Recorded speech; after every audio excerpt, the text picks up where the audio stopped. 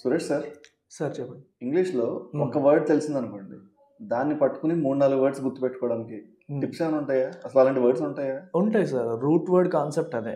Okay. మీకు for example path అని ఒక రూట్ వర్డ్ తీసుకున్నాం అనుకోండి, అది గ్రీక్ వర్డ్ ప్యాథోస్ నుంచి తీసుకుంది. ప్యాథోస్ అంటే మనకి సారో, ఫీలింగ్, ఎమోషన్ అనే మీనింగ్ వస్తుంది.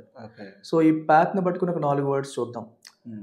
సింపతి మనందరికీ బాగా తెలిసిన పదం. సింపతి అంటే ఎదురువాడు బాధపడుతుంటే కొంచెం ఆ ఎమోషన్ ఫీల్ అవ్వడం, బాధపడడం, అది సింపతి.